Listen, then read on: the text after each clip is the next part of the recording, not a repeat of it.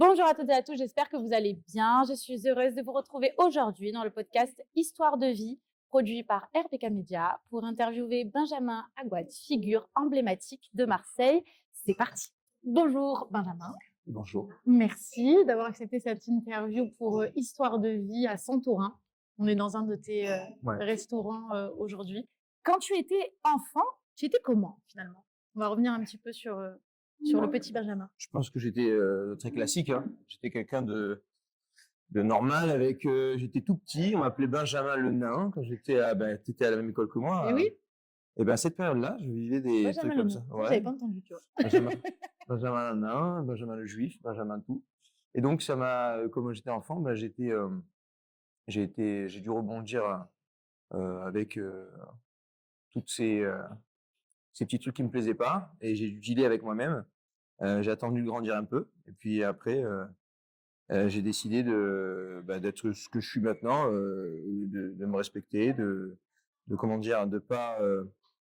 pas rester sur ce qu'on me disait quand j'étais petit. Tous ces trucs-là, ça m'a marqué, et ça m'a donné, je sais pas, je pense que je devais avoir 12 ans. D'accord. J'étais vraiment petit. Hein. Je me rappelle pas. J'étais petit. Et le truc, c'est que quand c'est comme ça, quand t'es jeune, t'es dans une cour de récré, on te raconte des trucs comme ça.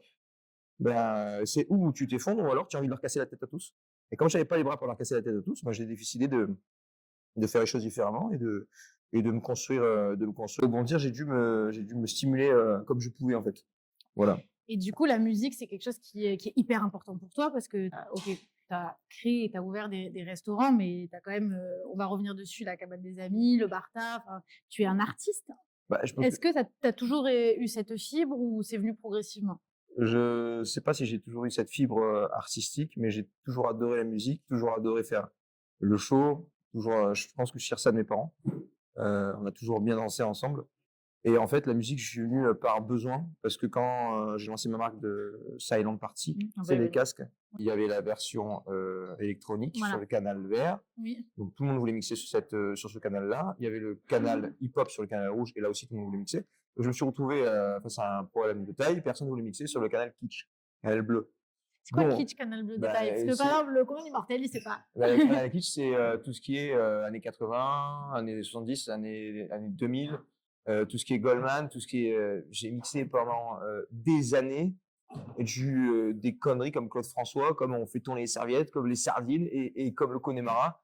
Et c'est ça aussi qui a fédéré une certaine catégorie de personnes. Et d'ailleurs, s'il y en a qui voient ce reportage aujourd'hui, je les remercie, parce que c'est grâce à eux aussi que quelque chose s'est fait à Marseille pour moi.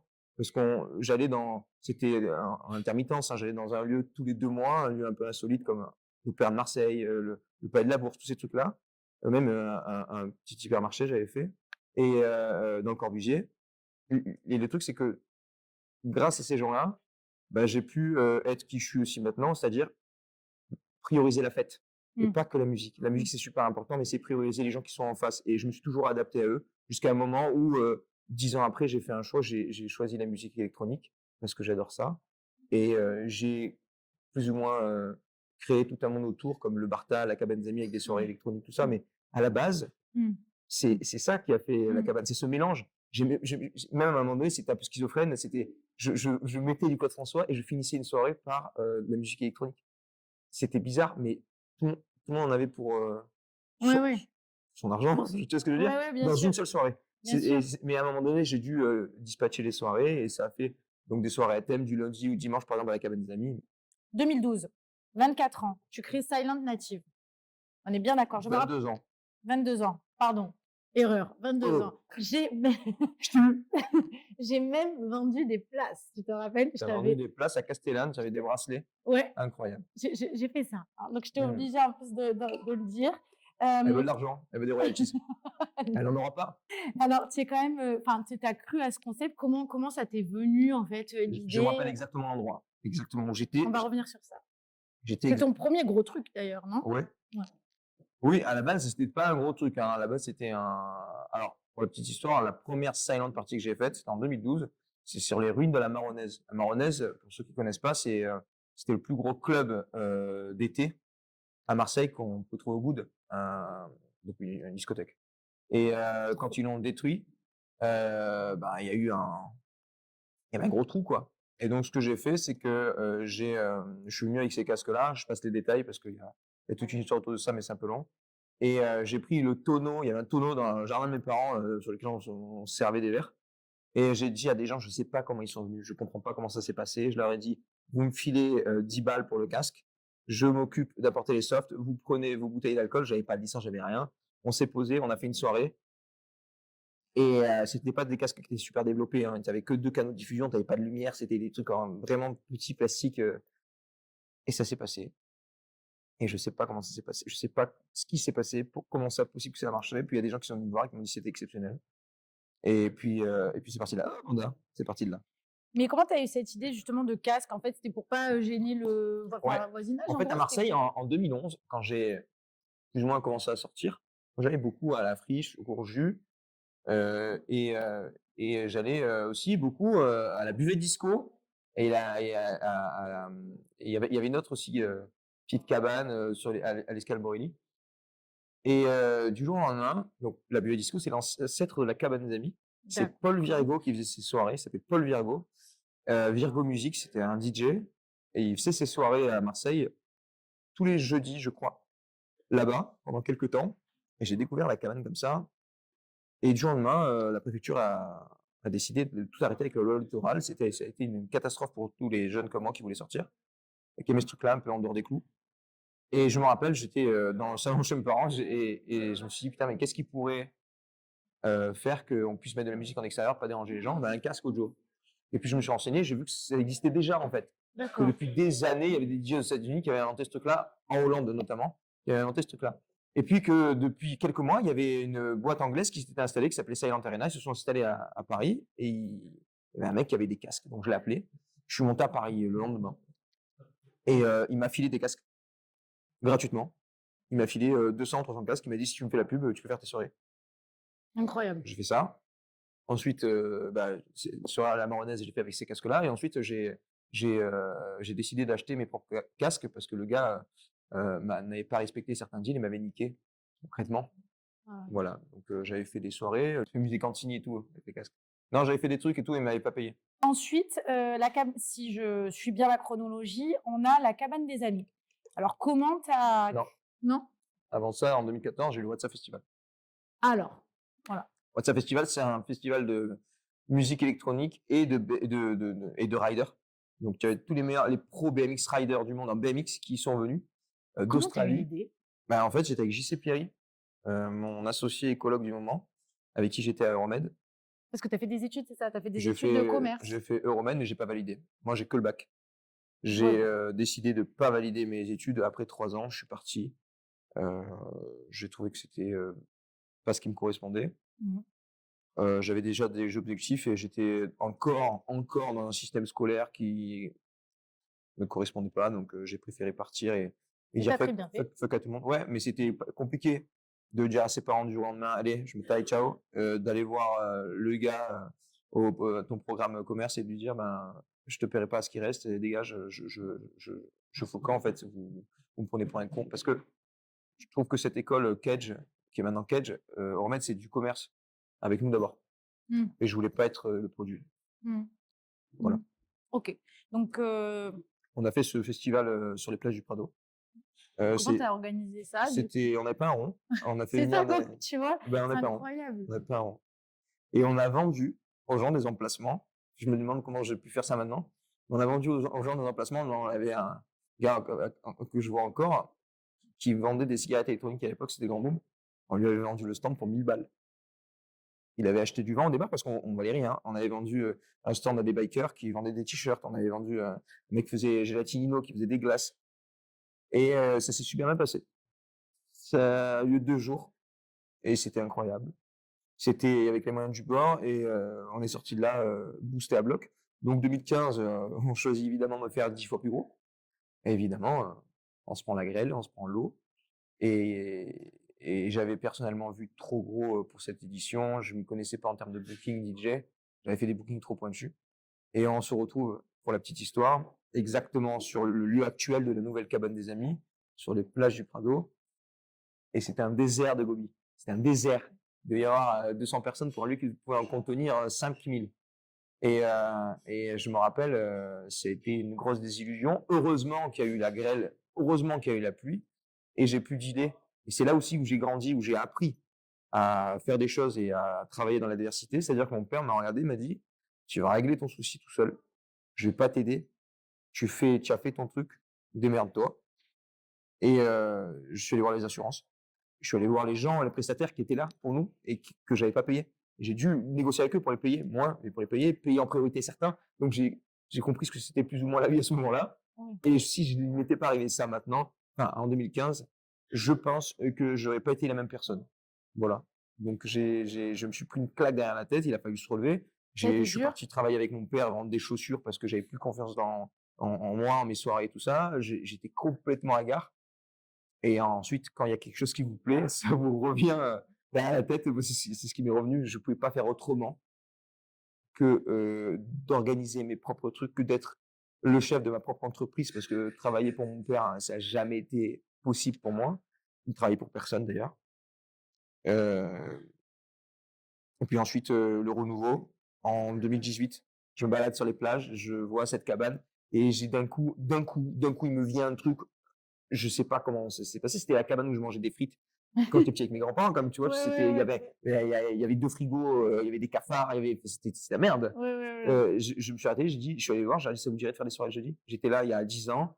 Et le mec, au lieu de me dire non, je pensais que j'allais me prendre un non. Bruno et Nicole, un couple exceptionnel, ils m'ont dit, oui, si tu arrives à faire que j'aille pas en garde à vue, comme ça s'est passé il y a 10 ans, je Quand le il était parti en garde à vue, Ouais, ils l'ont mis en garde à vue, oh, le merde. pauvre. En plus, c'était un mec hyper gentil. Mais non, ça s'est passé comme ça. J'ai réussi à avoir des autorisations pour le faire, des dérogations. Je me suis battu pour les avoir. C'est ça, c'est quoi ton conseil? En fait, c'est que de jamais abandonner, de toujours y aller Ouais, frontalement, de se battre. le Vraiment ton conseil, conseil à toi. mon conseil, c'est de savoir, avant d'entamer quelque chose, quels sont vos points faibles. Et ensuite, une fois qu'on sait ça, on peut attaquer et tout attaquer. Ça peut être ça peut être un autre projet. Et de rien lâcher derrière, de surtout rien lâcher. À part quand c'est une question de vie ou de mort, mais je pense que la vie, dans tous les cas, c'est une question de vie ou de mort. De tout ce qu'on fait dans la vie, faut toujours se mettre sa vie en jeu, plus ou moins, sinon, en fait, on réussit rien. Il y a des risques énormes. Quand je dis sa vie en jeu, c'est que des fois, mentalement, on se dit, putain, on joue gros, quoi. On joue gros sur plein de choses. On joue gros par rapport à sa famille, ses amis, par rapport à. D'un coup, on va se mettre sur le devant de la scène. Du coup, c'est compliqué de gérer ça, tout ça. Et en fait, il faut dealer avec soi-même et toujours être en accord avec soi-même. Je pense qu'il faut être un peu fou pour réussir ce qu'on veut faire vraiment dans la vie. Pas trop réfléchir non plus, parce que si on réfléchit trop, c'est la merde. Donc, il faut faire les choses. Moi, j'ai toujours fait avec le nez. J'ai jamais écrit sur un papier. D'autres font différemment. Et la résilience, c'est quoi? RBK Media, c'est résilience, balance, knowledge. Vraiment le cœur du média, la ligne directive, c'est la résilience. C'est quoi pour toi la résilience? C'est surtout pas courber le dos. Pour certains, ça serait courber le dos, absorber et trouver son bonheur après avoir fait ça ou trouver une solution. La résilience pour moi, je sais pas si je peux parler de résilience. Je sais pas si j'accepte la résilience. Je sais pas si je l'accepte. Je sais pas si j'ai déjà accepté. Moi, j'ai jamais eu d'objectif prédéfini, d'accord? Donc, je vais pas être résilient pour accéder à cet objectif puisque j'en ai pas vraiment. Par contre, j'ai toujours eu un sentiment à l'intérieur que je voulais faire quelque chose. Ce quelque chose, au fur et à mesure où les années passent, je me rends compte que il y a un truc qui se façonne, qui me plaît bien, qui me correspond, mais j'ai pas d'objectif prédéfini, je le répète. Donc du coup, à quoi bon faire preuve de résilience alors que j'en ai pas forcément besoin? Je prends ce qui arrive. Je prends Non, mais quoi. ça veut dire, pour moi, tu es résilient. Par exemple, pour moi, la résilience, c'est l'art de naviguer dans les torrents. C'est-à-dire que tu es capable de naviguer peu importe ce qui se passe, tu vois? Ouais, si tu veux, ouais. L'histoire du roseau. Ouais, tu vois? Tu vois ce que je veux dire par rapport à ça ou pas? Oui, non, mais je vois. Mais non, mais c'est intéressant ce que tu dis. Vous avez chacun à chaque fois que je la pose cette question, vous avez chacun une réponse différente. C'est pas, j'ai pas besoin forcément de. Ok, si être résilient pour toi, c'est le fait de pouvoir naviguer de partout. Ouais. Surtout que je navigue dans mon monde à moi, avec mes règles. T'es dans ton monde. C'est parce que je pouvais pas faire autrement. Ouais. Si j'allais dans le monde des autres, j'étais mort. Je suis pas un mec qui arrive à l'heure, je suis pas un mec qui arrive à accepter l'autorité, je suis pas un mec il y a plein de choses que j'arrive pas à faire et j'ai dû me créer un monde tout autour de ma volonté pour que ma volonté soit faite. Mais c'est bizarre de dire ça, mais c'est hyper dur d'avoir fait ça, c'est horrible. Ça a été très très compliqué d'arriver là où on en est maintenant. C'est très compliqué. Très compliqué. Et du coup, tu as créé beaucoup de choses. Alors, il y a eu Silent Native, WhatsApp, Festival, La Cabane des Amis, La Cabane Blanche, Bartha, Santorin, Chalet des Amis. Maintenant, tu me dis si j'en oublie. Comment tu crées tout ça? C'est un besoin, je peux en faire. Je peux, tu vois, le matin, tu te lèves, tu as envie de bouffer ou de boire ton café. Mais concrètement, ouais, c'est plutôt un besoin. Et quand même que je pars en vacances, c'est là où je travaille le mieux.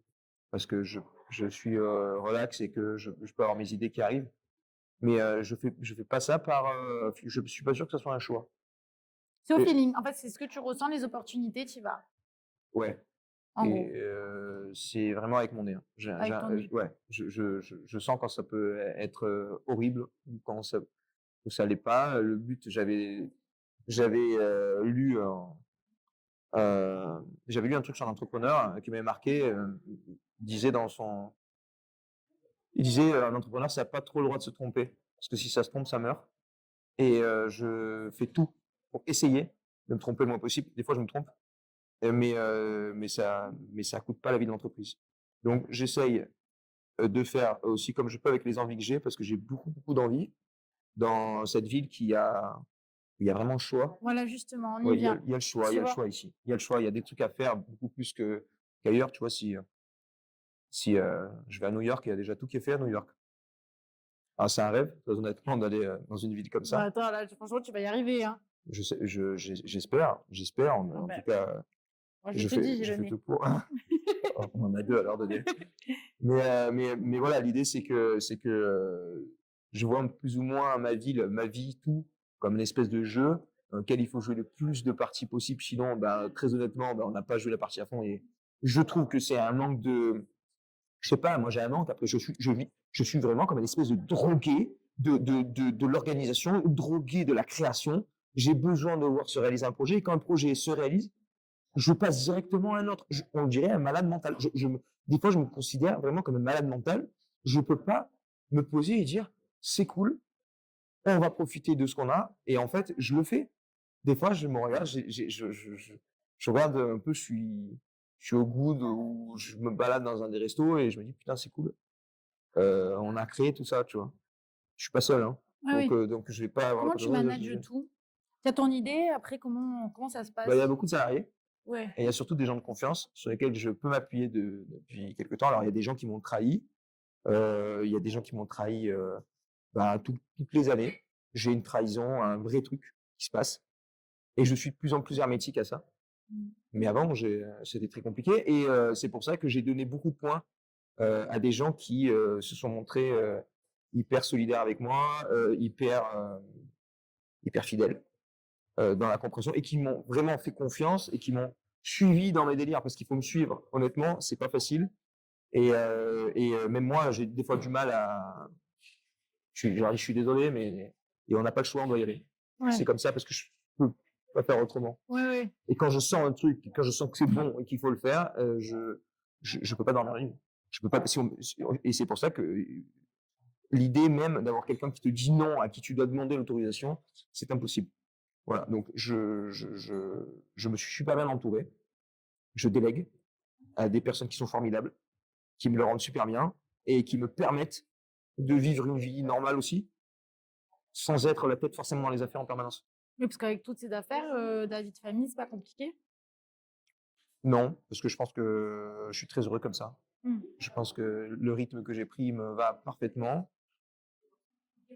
Et je vous assure, tout ça est finalement hyper simple. C'est juste qu'il faut jamais mentir aux gens avec qui on bosse. Il faut toujours leur donner la place qu'ils méritent pour pas être radin. Plein de choses comme ça qui font que après, si t'es un connard, tu auras une entreprise de connards avec des connards autour. Je considère pas être un connard. Je considère m'entourer de gens qui sont vraiment gentils, des personnes gentilles. J'insiste sur le mot. Je trouve que être avec des personnes gentilles, ça vous permet de vivre une vie beaucoup plus simple, beaucoup plus cool tous les jours.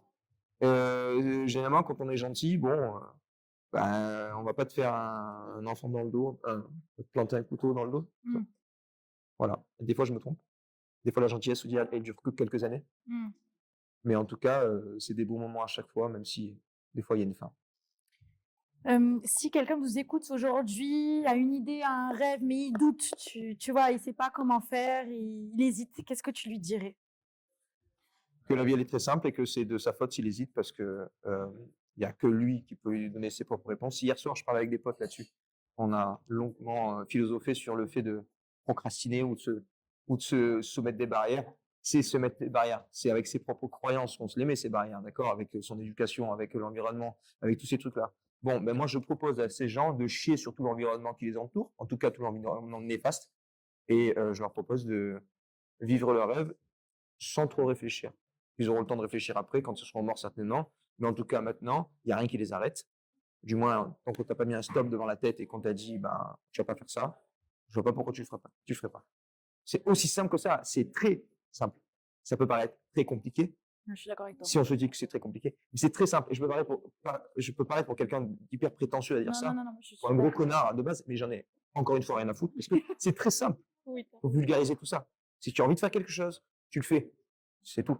Tu veux prendre, tu prends. Ensuite, tu verras ce qui t'arrive. Au pire, tu meurs. Dans tous les cas, on va tous mourir.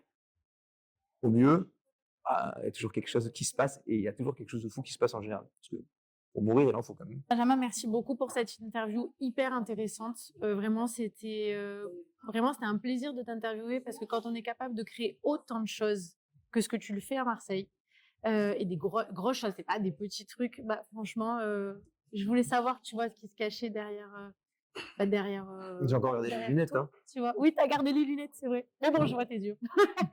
Et est-ce que tu as quelque chose à dire avant qu'on termine? Est-ce qu'il y a un point qu'on aurait pu aborder que je n'ai pas fait, selon toi?